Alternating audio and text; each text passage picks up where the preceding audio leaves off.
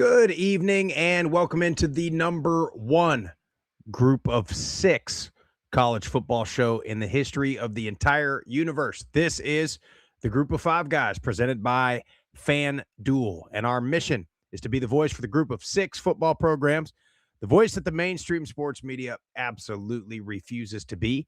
We need your help to do that. Hit the follow button on all the social media platforms at Group of Five Guys. Go to YouTube, Apple Podcasts, Spotify, the Believe Network, wherever you get your best podcast. Subscribe to the channel. Leave a 5-star rating and a review. Most importantly, tell your family and friends all about us. On this episode, we're going to talk about Jeff Monken's idea to move Army-Navy to Thanksgiving weekend. We might talk a little bit of college basketball today. We're going to talk USA hockey. And then, of course, we're going to talk about the Mountain West schedule release. Hope you enjoy the show.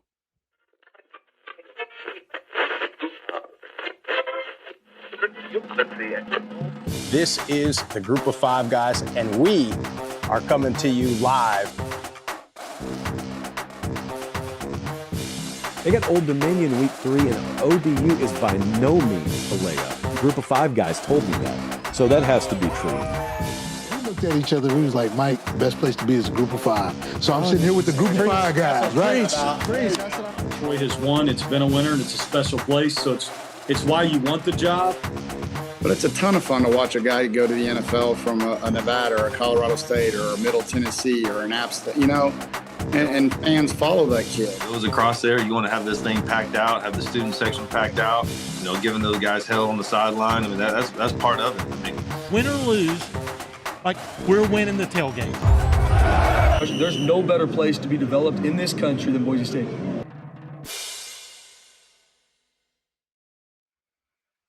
Jeff, I got to tell you, I've been on the Florida Panthers bandwagon for a couple years now, as they've been back-to-back Stanley Cup champions. But I watched some of this Olympic hockey. Hockey's special now. Hockey is intense, and there is no relaxing. There is no being content. There is, barring it being like 5-0, like you can never let up. You can never relax. And our boys and women from the US of A took home the gold over the weekend. Yeah, it was freaking awesome to watch. And like you said, it's such high pressure, high paced type of sport. It's just really great to watch it. And then when you got the countries, battling it out, it doesn't get much better than that. And you get a freaking hot goalie. I mean, they can just change the entire dynamic of the game. It's awesome. It was a lot of fun to watch and cheer for, and get a little overtime thriller. I mean, what more could you possibly ask for? But once again, Sprouse, the US of A, I mean, we are winning so much nowadays. Like I almost just can't handle how much they call the winning. We are winning on the global stage. This is pretty incredible. Dude, what I find so funny about, especially it being Canada, is like hockey is their thing, dude. Like they get mad. As I tell you, when I'm on Twitter during the Florida Panthers, it upsets them so much that a team from Florida has been the dominant team in hockey over the last couple of years, and not one of the original 6 teams from Canada or Chicago or Boston or whatever.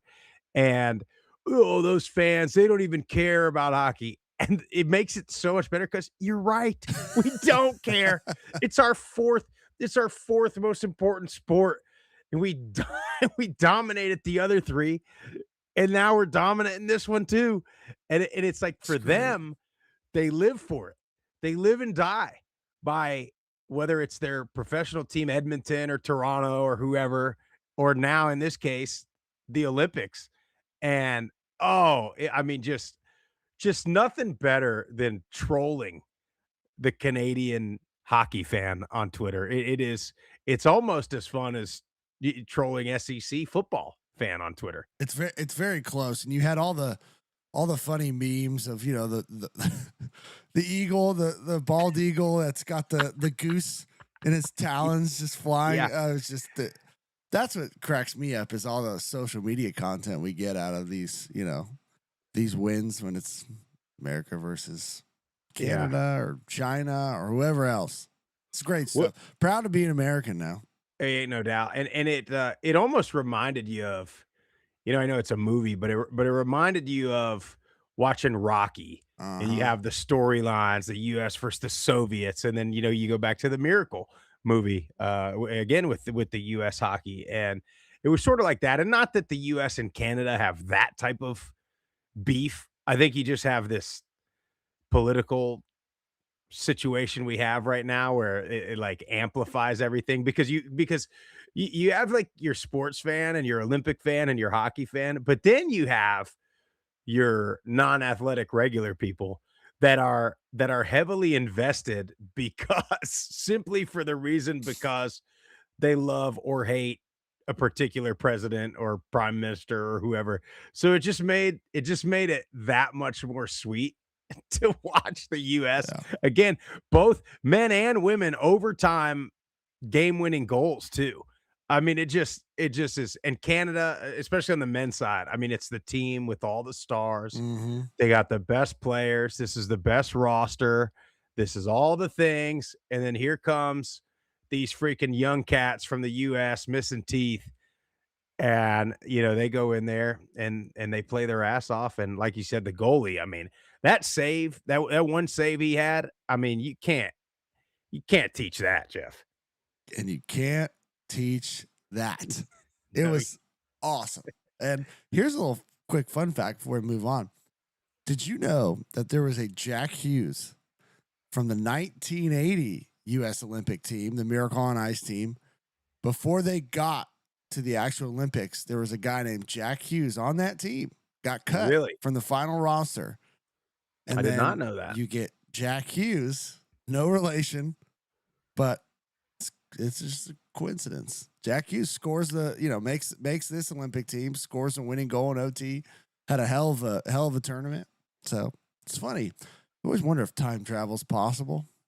Buddy, my tinfoil hat is like, I mean, it is on, it is fitted, it don't come off anymore. So you bring up a conspiracy, and I'm buying it before I'm buying the common truth. Right. You know what I mean?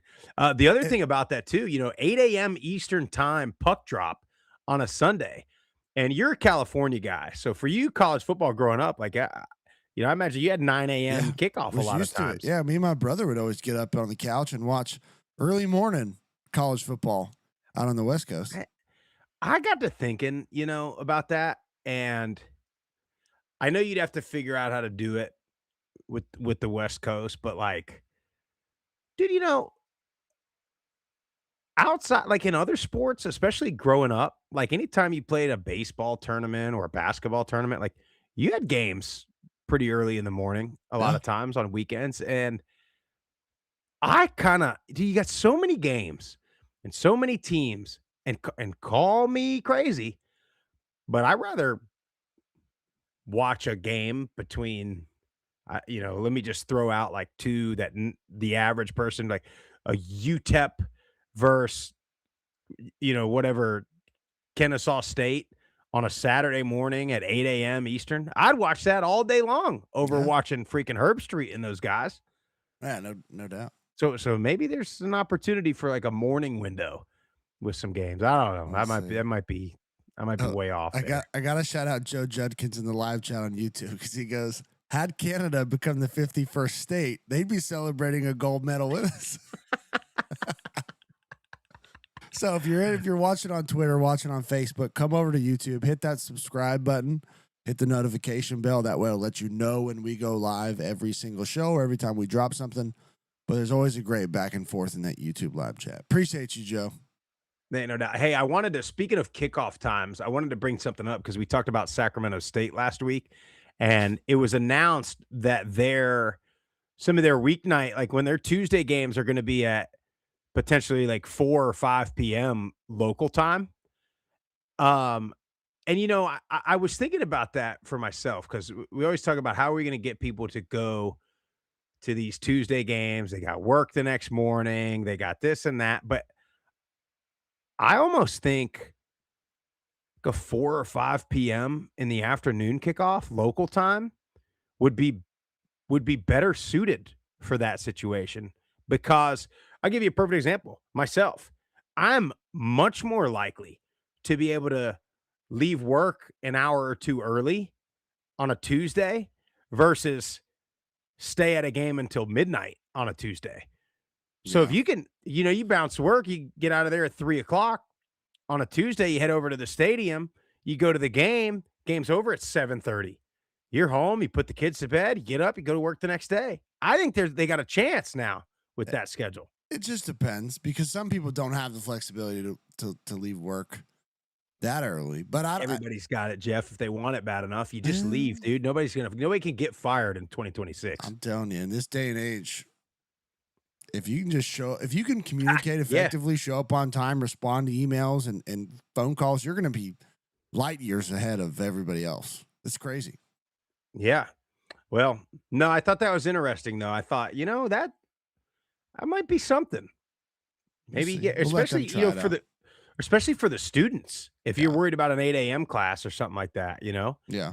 you get after it a little bit. You leave after lunch, you start tailgating, you start boozing, and you get out there in the stadium. But anyway, Mountain West dropped their schedule yesterday, I guess it was, and their opponents and all of the things. The thing that everybody was real worked up about is North Dakota State. North Dakota State will go to Hawaii. North Dakota State will go to Air Force. They will go to New Mexico, and they will go to UNLV. So they did not do the Bison a favor on easy road games to get their Mountain West tenure started. That's for damn sure. No, but I will say this. They're getting NIU would be a far travel at Yep. home. They're getting UTEP, which would be a far travel at home. So, yeah, the road schedules it is a bit daunting from a competitive standpoint and a travel standpoint because of Hawaii. But the other ones, you got a little, I guess, a little bit of a break there. Yeah, and I'll say this for the North Dakota State fans, you could say the same, for the NIU fans. For North Dakota State fans, you probably were excited about getting some of the bigger brands in the Mountain West. I know you lose Boise, San Diego State, Fresno, you lose those guys, but you're excited to get UNLV to come up there. You're excited to get Hawaii, Air Force, like those are cool, and you're gonna have to wait. You have to Yeah. wait on that. Now you get that Wyoming one. Which remember I said, I feel like that's gonna be the rivalry Yeah. for no particular reason. But then you look at NIU, and they'll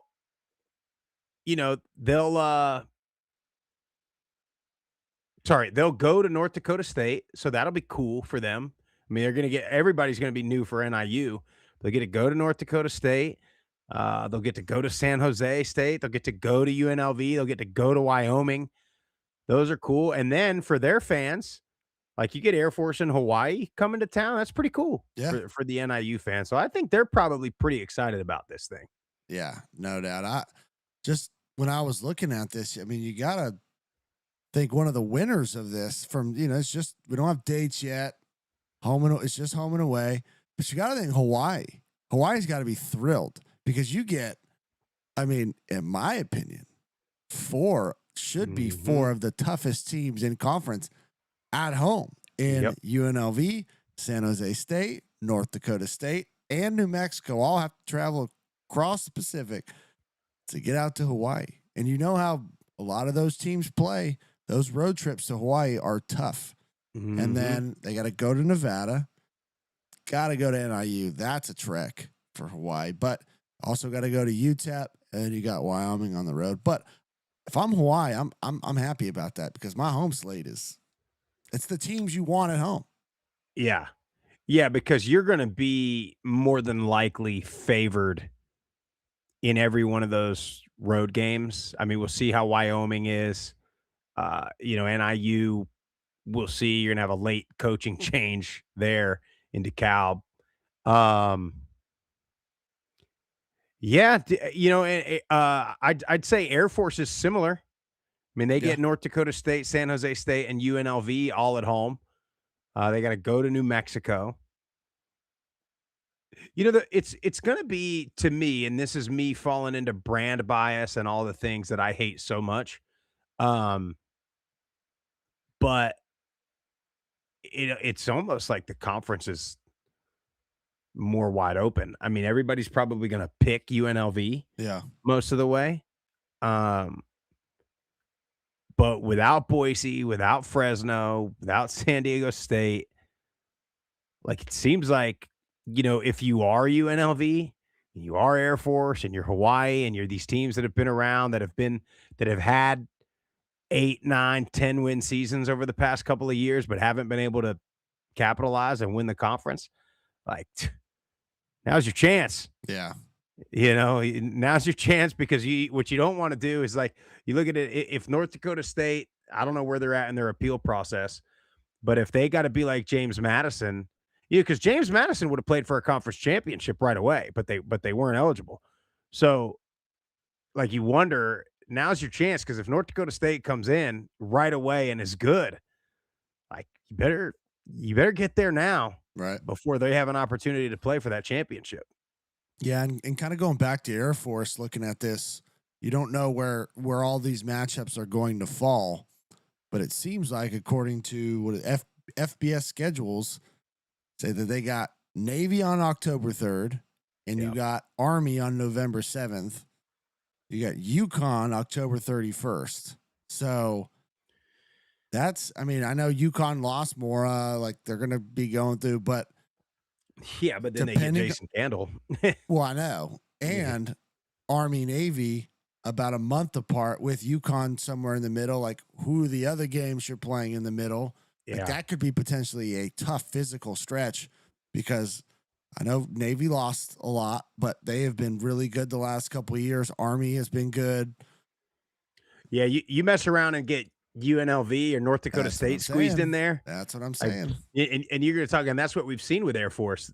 Not necessarily last year they struggled, but the year before, where their schedule sets up in the same way Navy's and Army's has the last couple of years, where they might be 6-0, 7-0, but then if you go, Navy, UNLV, UConn, Army to finish your season, then 6-0 could turn into 6-4, and now you're fighting for That's right. a better bowl game at that point in the season. So, very interesting that schedule. Who doesn't play who? So UNLV does not play UTEP, looks like. No, they Yeah. yeah, I guess you're right. And then San Jose State does not play North Dakota State. Correct. So that'll be the one that doesn't play them. Yep. Yeah, because everybody doesn't play one team. Yeah. So then That's you get interesting. I mean, I think that, Wyoming and Nevada don't play each other. Yeah, I mean, that benefits on its face, San Jose State. Yeah, I mean, we're assuming North Dakota State's going to come in there and be a contender immediately. I think they're going to be very competitive. Yeah. Well, I mean, put it this way. If North Dakota State is still in the FCS, there's nobody in the FBS that sees them and thinks, "Oh, good, North Dakota State." Yeah. You know what I'm saying? Even if you're a Power 4 whatever ranked team, you're looking at that game like, "Oh, who thought this, like the old coach thought, who thought that was a good idea?" Oh yeah. So it's going to be a fun conference. Yeah, man. When all this was going on, I was kind of skeptical about it, and I still am, for the reasons why teams are jumping and going where they're going. But I am starting to become a fan of some of these new matchups and just how things are going to shake out, and see what the Pac-12 looks like, or whatever they're calling it, Pac-7, 8, whatever, however many teams they got. So it should be good. Look, more college football is not a bad thing. Committee needs to figure that out. It's not a bad thing, except for when it gets to be the middle of January.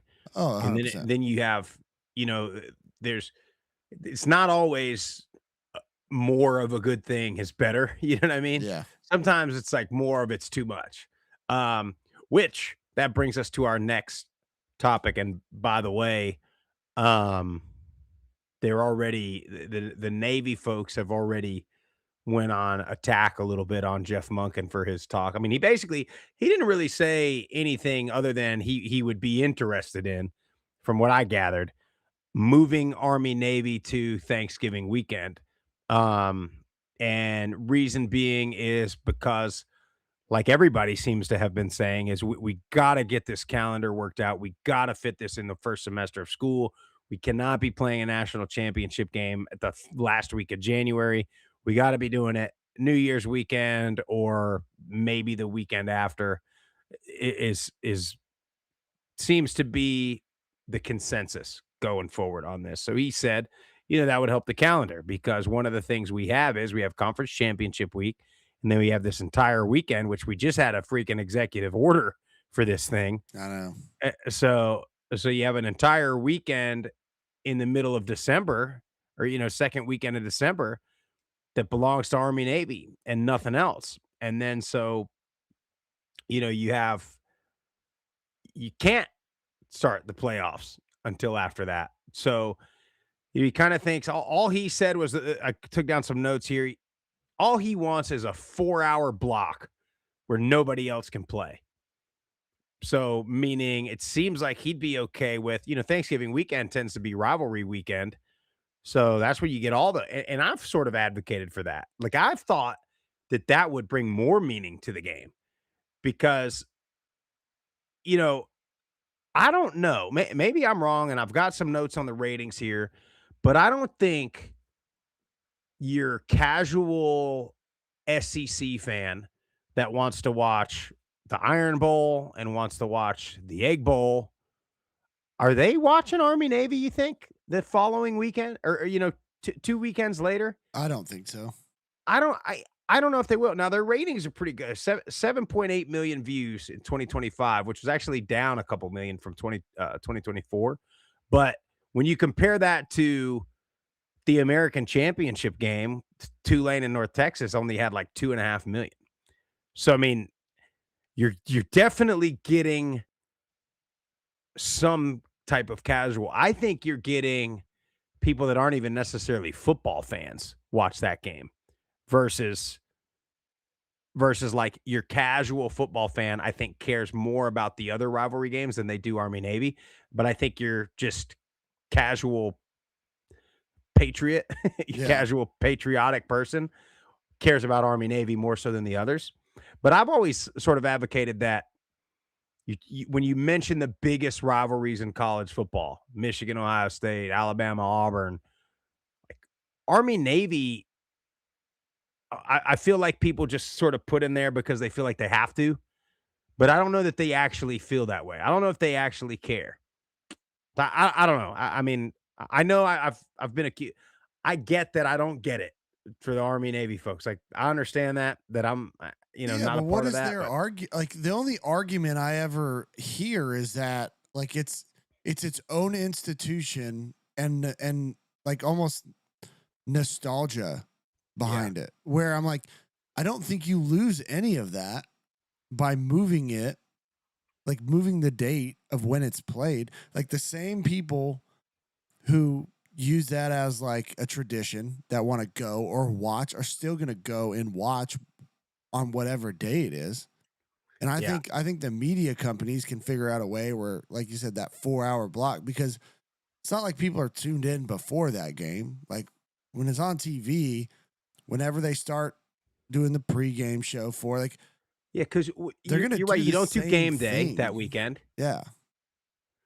See, I've been looking at it, and the Thanksgiving. I've said for a while now, Thanksgiving Day would be like the ultimate American tradition. But then I get it. You have 3 NFL games now on Thanksgiving Day, and that's been a big problem too.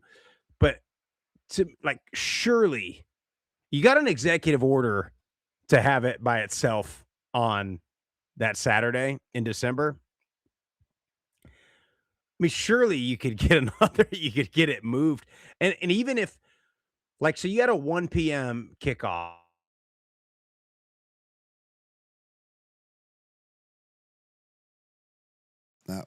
Sprouse dropped out for a minute, but yeah, I mean that's the whole point of what I don't understand, and the argument I guess against it is it should have its own day, its own time slot. Like, I don't know. I think when you put it before the American Conference Championship game, which is now, it's going to come down to 1 year, and we almost had it.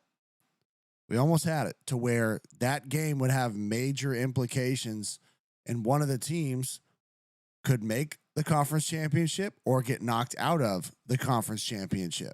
So I think it only elevates the game even more if you have that in a spot where Army Navy now counts in conference. You could potentially, I mean, you talk about the players. There would be nothing greater if you could spoil Army or Navy their season and knock them out of a conference championship. I mean, there would be nothing better from a player standpoint.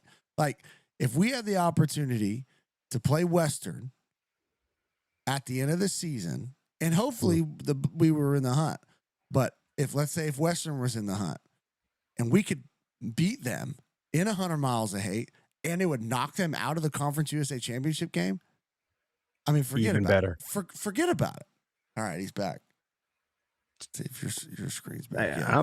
I'm back, dude. I'll But tell you know what I'm what, saying, Jeff. Sprouse? You know what I'm saying? Like, adding that Yeah. extra implication in that game, I don't see how that's bad. I totally agree. I totally agree. And in the event that one of them is sitting there undefeated or is the American champion, I know they say they won't. I know they say they would, look at it differently, but you can't tell me the committee's not going to like take into account that they still have a game left. You know what I mean? Yeah.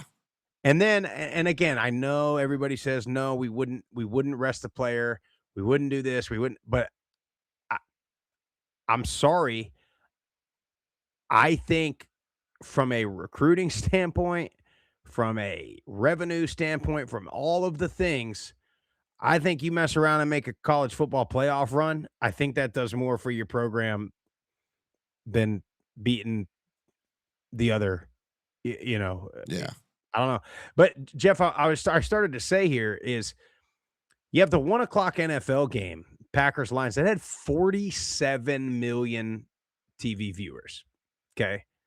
So if only you could get, like, I think how cool would it be if Thanksgiving Day was like an 11 a.m. Army Navy kickoff, and it was the only college football game, and it just led into Packers Lions, Cowboys Redskins, or Commanders, sorry, or whatever. You know what I'm saying? Because those are those games when we talk about ratings, like a football fan on Thanksgiving Day, like for the NFL, like I'm not a big NFL guy, but Thanksgiving Day, Cowboys play or Packers play or Lions play, like I'm watching it. I'm watching it, and it's on in the background, or it's on while, right after everybody eats or right before everybody eats. So you can't tell me if you had Army Navy to kind of get the day cranked up on Thanksgiving. That's all. I mean, that's kind of where I'm at with it. Yeah. No, I'm with you. I think it'd be a great kickoff to Thanksgiving Day. I don't think they'll ever move it, unfortunately. And now you got the executive order that kind of sticks it in that window, which those can, as we've seen, those can be changed. But other than like, which people probably won't like it, I just don't think the reason of this is what it's been for so long, so we need to leave it there. Like, to me, that's not a great argument. It's just me. I think that if you can make the game even more important than it already is, they're both in the same conference. Like, it should matter. It only makes the game even more important, in my opinion. That's just me.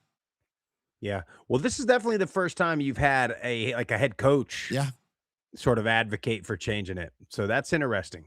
We'll see where it goes with that, Jeff. By the way, have you seen this kid at Kansas, this basketball player, just tapping You've himself mentioned out it. of You've games? mentioned it to me. I mean, you want to talk about, so we go from talking about Army, Navy, and guys that are like willing to die on the field, Yeah. you know? And then we go to Kansas, where we have the number one basketball player supposedly in the country, and he's like subbing himself out, giving himself load management, time minute restrictions. He's 19 years old. He's a freshman.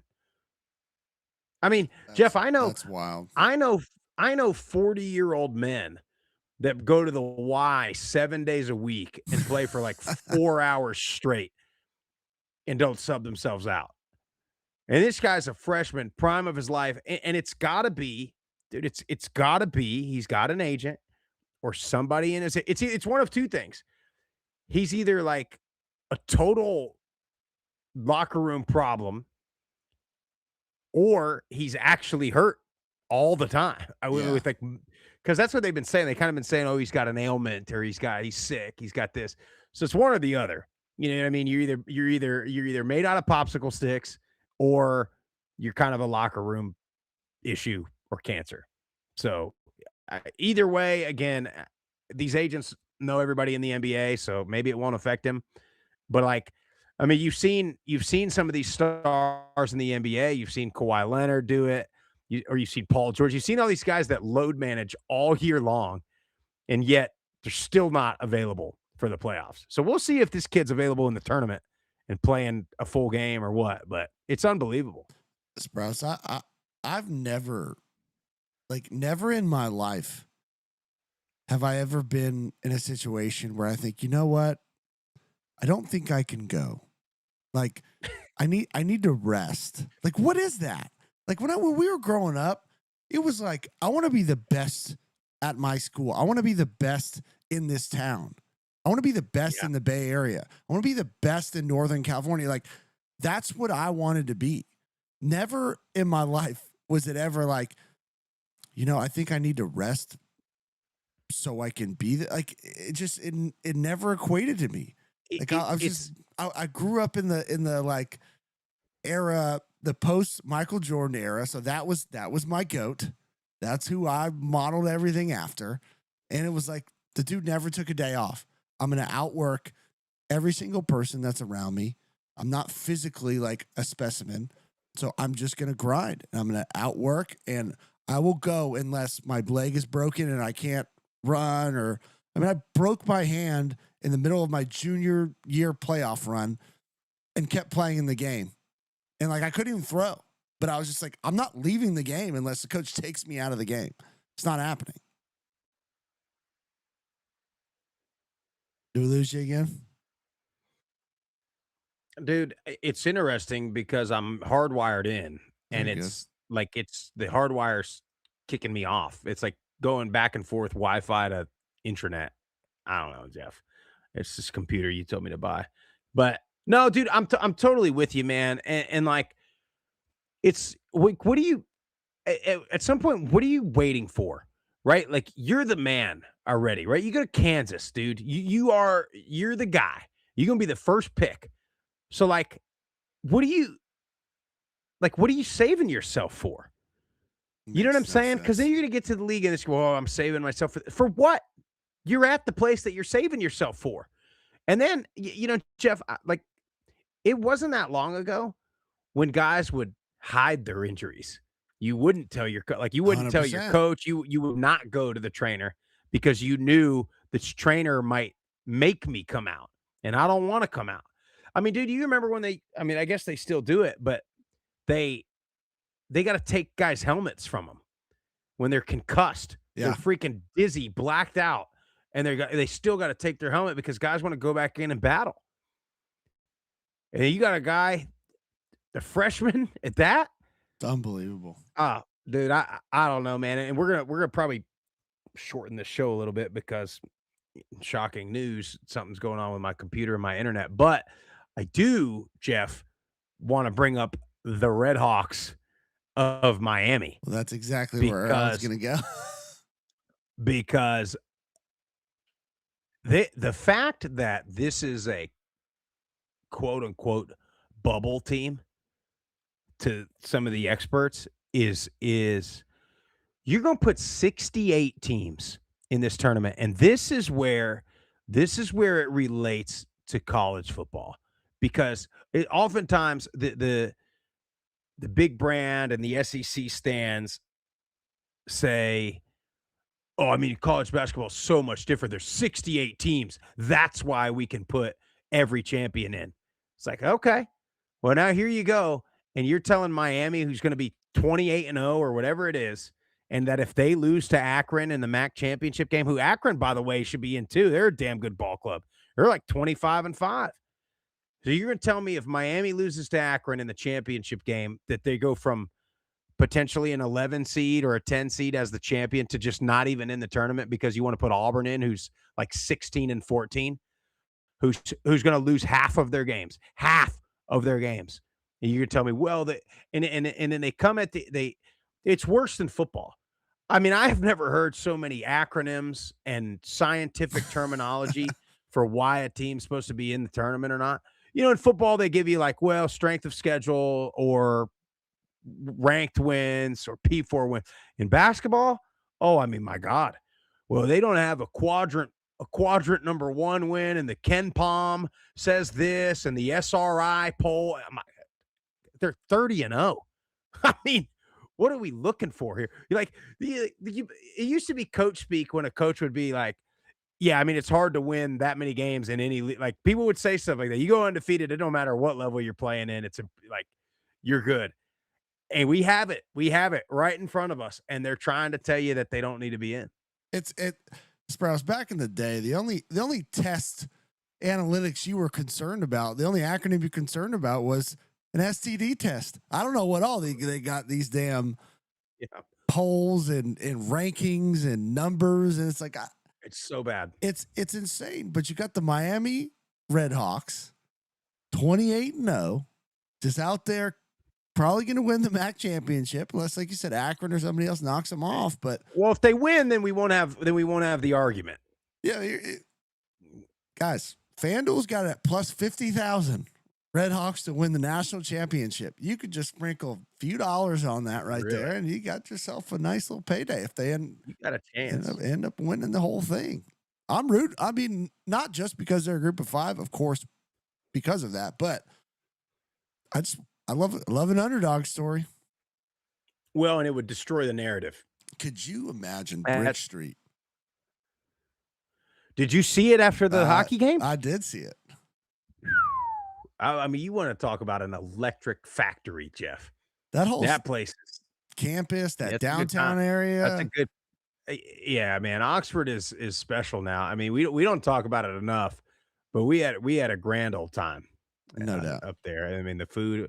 That was, and see, here we go again. We talked about this last week. I do remember that. We went to that, like it was like called Max or something, right? Yeah, it was like down an alleyway, and then you go. Yeah. A little small, little place. You couldn't hardly fit in there. Coldest beer in town. Yeah, and then we went to freaking Brick Street afterwards. That was a great time. But one more thing, Jeff. Speaking of narratives and the media and stuff, did you see Todd McShay today? I did see that.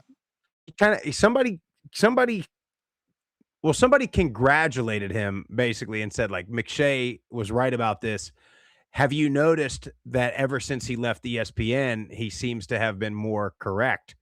Something like that. And McShay quoted it and said something like, now I'm free as a bird or something like that. Basically insinuating that when I worked for ESPN, I had they gave me direction on who.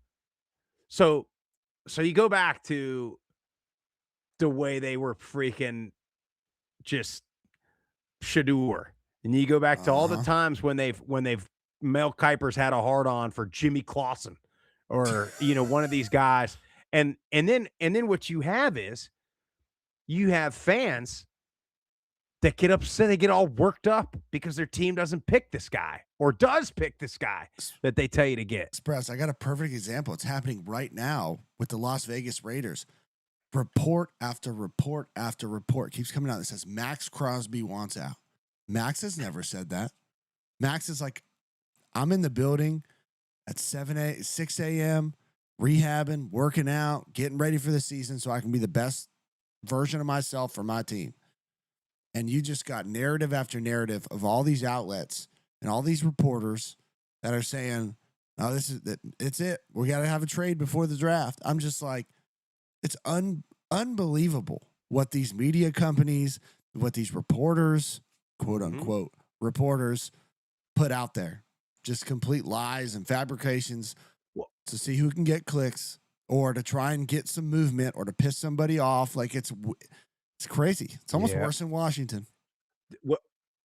Well, Jack, yeah. Well, and when you talk about the NFL draft, they do that because, like, if everything is just chalk, then fans don't get worked up. Twitter doesn't go nuts. They don't get clicks. Nobody reads the article unless it's an article. If you got the number 1 pick and it says, "Oh, Fernando Mendoza's got a whatever problem," or it's what was the movie? Wasn't it nobody came to his birthday party or whatever? So then if you're got the number 1 pick, you're like, "Oh, wait a minute, I gotta read this. Oh, we don't want him anymore because Mel Kiper said this," and so you get all worked up, and then you get the clicks. And Jeff, it is the same thing that happens. We talked about it last week with all these recruiting websites, and when a certain player goes to a certain school because they know that the fans of those schools pay for the freaking subscription so they can go around touting the number 1 recruiting class. It's the same thing. It's the same thing, and it's all fabricated. It's all narratives. It's all pushed. It's all calculated. It's all bullshit is what it really is. Todd. Well, Kiper is a disaster. I mean, Kiper got famous. Mel Kiper got famous for being so wrong with the Colts thing, wanting them to draft Harbaugh instead of Marshall Faulk. Isn't that what it was? Isn't that what like that? I can't remember. It was like somebody. It was the that Colts, ended up. though. I do remember that. Yeah. Like Mel Kiper made a name for himself for that, and he was like totally off. And then when the Colts like GM or owner was like, "Who the hell is Mel Kiper?" He's never been a coach. He's never been a player. Yeah. He's never been an equipment thing, manager. dude. And I like some of those guys. Like some of the analysts, like I like. I've always thought Louis Riddick was really good. But again, if they were that good, they'd be GMs. You know what I mean? Like if they actually knew what they were talking about, they probably, well, I don't know. You would think that, but maybe not. Maybe being an ESPN freaking clickbait personality pays better than an NFL GM. I don't know. Maybe. Could be. Anyway, Jeff, we got one voicemail. We do. Guys, call that hotline. We're going to get into, by the way, next week, we're having a conversation with the Boise State athletic director, Jeremiah Dickey. So that should be a good time because he is one of very few that publicly fights the good fight. So excited to talk to him. Not sure when that'll drop, but we are talking to him on Wednesday. So if you got a question for him, call the hotline, leave something on the Twitter, Instagram. But in the meantime, call that hotline, 615-900-4286. Jeff, let's see what we got. Group of 5 guys. This is Sean from outside of Pittsburgh, Pennsylvania, calling back in. This is a call about a week in the making. I wanted to reach out. I was pretty excited about the North Dakota State move and the Mountain West Conference, and wanted to kind of celebrate in that, and Sac State coming through, joining the Group of 5. But I got to be honest, I intended to do that. I feel like you guys called an audible. I feel like Sprouse came, Gigi countered, blindsided me, and put me on my back. I feel like I might have just got cut from the Group of 5. You dug in on the got to be a fan of the school you went to. I'm actually, and I'm probably going to lose my Group of 5 card for this, but I'm a Penn State alum, but lifetime fan of United States Air Force Academy. I mean, how can't you enjoy the military academy? It's the closest thing to the college football I knew and loved. But the Mountain West broadly too. So I'm in this dilemma. What do I do? I mean, I think I might have just got cut from the team. So trying to recover from that. But in the meantime, and with that just aside, really, it's so exciting to see the North Dakota States and coming through. What a great fan base and program to be joining the Mountain West. So really looking forward to that. I do wonder your thoughts. It wasn't all that long ago. It doesn't feel like all that long ago. We saw, Idaho never dominated at the FBS level, excuse me, but they were an adequate program from time to time, and they weren't too far removed from bowl eligibility before they dropped down, subdivision. And I wonder, are we going to see more of that? Do you feel like there's some Group of 5 teams and others that might be taking a similar path? Just as we see some of the cream of the crop from the FCS rising to the FBS ranks. So, just curious your thoughts on that, and I'll certainly be looking forward to the next call. Thanks, gentlemen. Take care. God bless. Appreciate you, Sean. Your G5 card's never getting pulled, pal. Yeah. Totally different scenario to do what you've done. Yeah. We'll take that all day long. No, dude, I fear that our Blue Raiders might be one of those teams, man. I mean, when you look at, having the budgets to keep doing rev share and I don't know. I mean, you're not having any success right now. So yeah, there's so many layers to it, and I can't speak on a lot of other programs around the country, like whether they're gonna, self-regulate, themselves down to back to FCS or anything like that. But I think you have to take into account not only where they are from an athletic standpoint, but a university standpoint, like what their plan is to move things forward. And when you have a school that has just got poor leadership and just completely stagnant for so long, and it feels like the Blue Raiders weren't in this spot that long ago. But when you actually look at how many years it's been since you've been truly like competing for a conference championship, at least. I mean, it's been 10 years? Wasn't it 2015 or 2016 that we hosted? But I don't know. I think the TV money is hard for schools and athletic departments to give up, but it wouldn't shock me if you did eventually see some schools take the route that Idaho did. But I'd love to know. I haven't looked into Idaho and what their situation looks like, pre and post that move. So I don't know. We'll see. I have faith in our Blue Raiders. We're going to get turned around. yeah, sorry, Jeff. I was trying to confirm our whole Mel Kiper Colts scenario. It was Trent Dilfer is who they did not pick.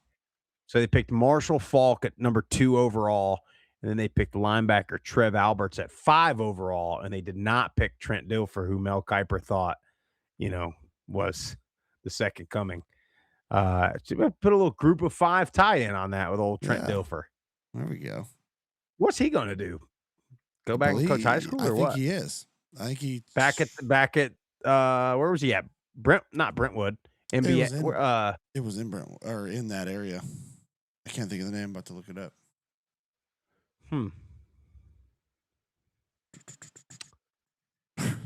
How Trent Dilfer destroyed UAB. Jeez. That was the headline of a YouTube video that just. We'll see what UAB does.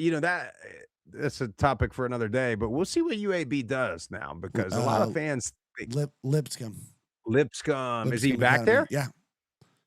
Returning football coach. Huh. It'd be interesting. So you have to keep an eye. I liked Trent Dilfer when he was doing the QB thing. Yeah. I don't know if it was on ESPN or something else, but you remember he was doing like the QB camp or whatever. Like I know he had Tua on there. Yeah. Nobody's better than Gruden. No. I love Gruden's little QB stuff he's been putting out too.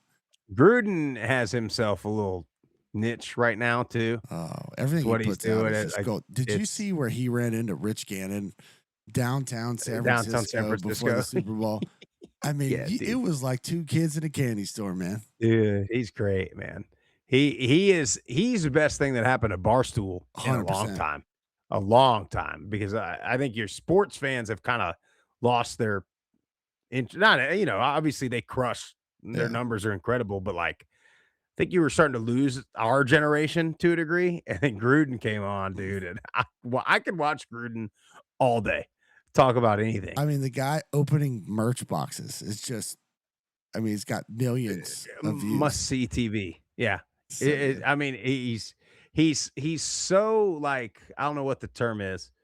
He's so like kind of clumsy, goofy dad, Yeah. like cartoon, like Simpsons dad, Family Guy, like Peter Griffin, like kind of dumb when it comes to opening a box. But that guy, when he starts talking about football, I mean, Oh, he loves it. smarter than anybody in any room. One day, Sprouse, we are going to get Gru on the damn show. That is my I'd life love to, goal. man. Tell you what, man. Love to get Johnny Gruden on there. Hey, anyway, that's all for tonight. This has been the Group of Five Guys presented by FanDuel. If you like the show, make sure you follow us on all the social platforms at Group of Five Guys. Go to YouTube, Apple Podcasts, Spotify, the Believe Network, wherever you get your best podcasts. Subscribe to the channel, leave a 5-star rating and a review. Most importantly, share with your family and friends. Hope you have a good rest of your night. Have a good rest of your week. We will see you next Wednesday night. We're out of here.